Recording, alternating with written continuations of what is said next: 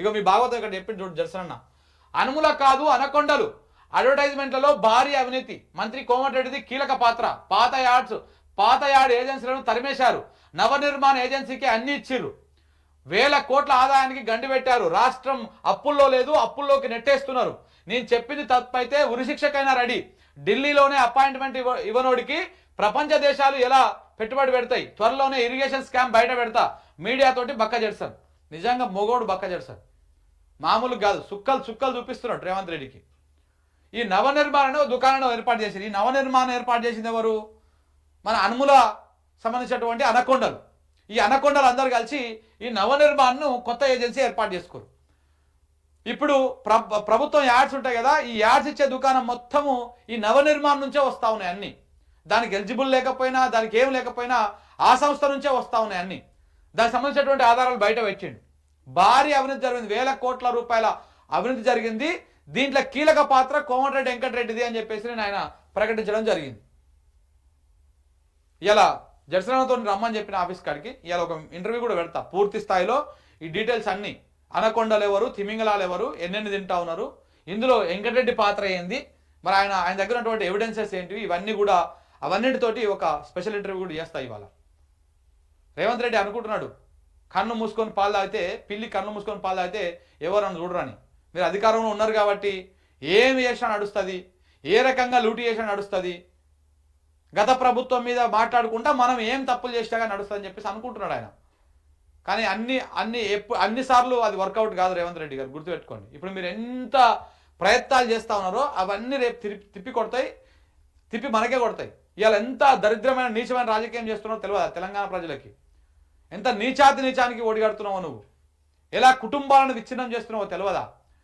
ఇవాళ ఏ రకంగా కొందరు అడ్డం పెట్టుకొని నువ్వు చిల్లర రాజకీయాలు చేస్తా ఉన్నావో, రేపు అలాంటి రాజకీయమే నీ ఇంటి నుంచే స్టార్ట్ అవుతుంది, గుర్తుపెట్టుకో. నీ ఇంటి నుంచే స్టార్ట్ అవుతుంది. నీ అధికారం దిగిపోయిన మరుక్షణం నుంచి నువ్వు ఏవైతే రూమర్స్ క్రియేట్ చేసి ఏవైతే రకరకాల ఇబ్బందులకు గురి చేస్తా ఉన్నావో అలాంటివి సేమ్ నీ ఇంటి నుంచే స్టార్ట్ అవుతాయి, వేరే దగ్గర నుంచి స్టార్ట్ కావు. నువ్వు గుర్తుపెట్టుకో ఇవన్నీ. ఇప్పుడు కొంతమంది మీద కొన్ని ఆరోపణలు చేస్తావు కదా నువ్వు, అవన్నీ కూడా నీ ఇంటికా నుంచే స్టార్ట్ అవుతాయి. నువ్వు ఇది మైండ్లో పెట్టుకొని పని చేసుకో, దాంట్లో ఎలాంటి డౌట్ లేదు. ఇవాళ జడ్సన్ నన్ను పిలిచినా వస్తాడు, మాట్లాడదాం దీని మీద. అసలు ఏంటి ఈ ఏ రకంగా అది చేశారన్నది. ముఖ్యమంత్రి రేవంత్ రెడ్డి కుటుంబం పైన మరోసారి బక్క జడ్సన్ సంచలన ఆరోపణలు చేశారు. అనుముల ఫ్యామిలీ కాదది, అనకొండ ఫ్యామిలీ అంటూ ఆరోపణలు చేసిండు. ఈ కుటుంబంతో మంత్రి కోమటిరెడ్డి వెంకటరెడ్డి చేతులు కలిపి రాష్ట్రానికి రావాల్సిన ఆదాయం రాకుండా చేసి వేల కోట్ల రూపాయల అక్రమాలకు పాల్పడ్డారంటూ తెలిపారు. మున్సిపాలిటీ ఆర్&బి శాఖల్లో భారీ అభివృద్ధి జరుగుతోందని అన్నారు. రాష్ట్రంలో గతంలో ఉన్న యాడ్ ఏజెన్సీలను తరిమేసి కేవలం సీఎం రేవంత్ రెడ్డి సోదరులు అనుముల కృష్ణారెడ్డికి సంబంధించినటువంటి నవనిర్మాణ్ అనే కంపెనీకి అప్పగించారు. ఈ కంపెనీలో కృష్ణారెడ్డికి 80% వాటా ఉందని వివరించారు. మంత్రి కోమటిరెడ్డి వెంకటరెడ్డి ఎలాంటి టెండర్లు విలువకుండానే కేవలం లంచాలు తీసుకుని ఓ ఫ్లైఓవర్ పైన యాడ్కు అనుమతి ఇచ్చారని చెప్పారు. రాష్ట్రంలో తెల్లాపూరు, బండ్లగూడ, మణికొండ, నల్లగొండ, తుక్కుగూడ, తుర్కయంజాలతో పాటు చాలా మున్సిపాలిటీలో కృష్ణారెడ్డికి సంబంధించినటువంటి నవనిర్మాణ సంస్థలకే అప్పగించారని అన్నారు.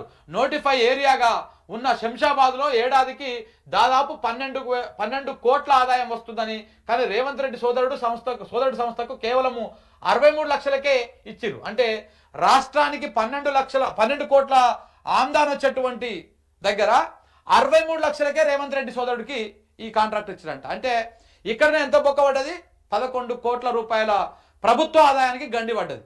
దీని మీద ఎందుకు విచారణ జరగొద్దు? ఈ దొంగలను ఎందుకు పట్టుకోవద్దు? వెంకటరెడ్డి ఎందుకు పట్టుకోవద్దు? మన అనకొండలను ఎందుకు పట్టుకోవద్దు? పట్టుకోవాలి బరాబర్. 10 ఏళ్ల పాటు అగ్రిమెంట్ రాసుకున్నారంట. ఈ ఒక్క ఏరియాలో దాదాపు 111 కోట్లకు పైగా ఆదాయం కోల్పోతుందని వివరించారు. రాష్ట్రానికి రావాల్సిన ఆదాయం కంటే ఎందుకు తక్కువ అప్పగించారో చెప్పాలని డిమాండ్ చేశారు. నవనిర్మాణ్ కంపెనీ పైన దాదాపు 150 కోట్ల డిఫాల్టర్ ఉందని చెప్పారు. మళ్ళీ ఆ కంపెనీ కూడా 150 కోట్ల డిఫాల్టర్గా ఉందంట.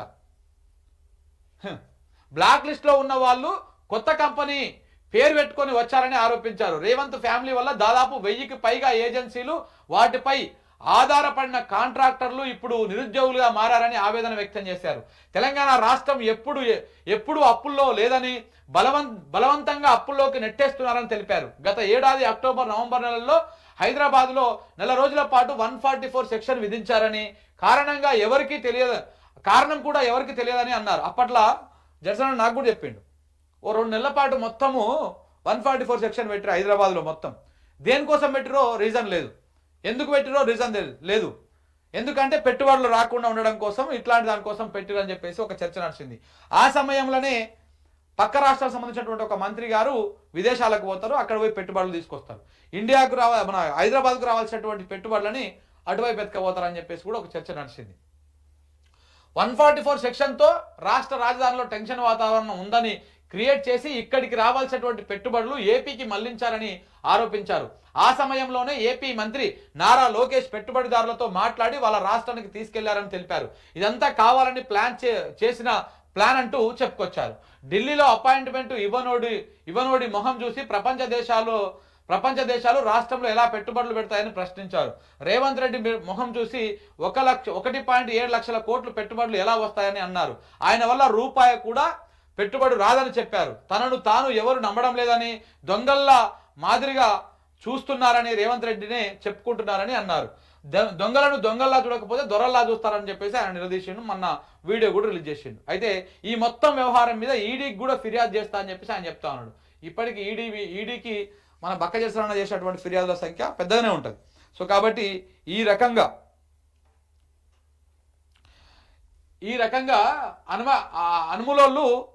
అనుముల కాకుండా అనకొండ లెక్క మారిపోయారు. ఈ నవనిర్మాణ్ వెనకాలన్నటువంటి భాగవతం ఏంది, దీన్ని కోమటిరెడ్డి వెంకరెడ్డి ఎట సపోర్ట్ చేస్తున్నాడు, ఏ రకంగా చేస్తున్నాడు, ఇవన్నీ కూడా ఇవాళ నేను జడ్సన్ అన్న తోటి ఇలా ఒక స్పెషల్ ఇంటర్వ్యూలో మాట్లాడతా.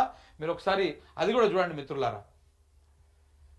రాష్ట్రాన్ని దొంగలు దోసుకుని తింటున్నారు, మామూలుగా కాదు. మళ్ళీ చెప్పేమో నీతులు బయటకు వచ్చి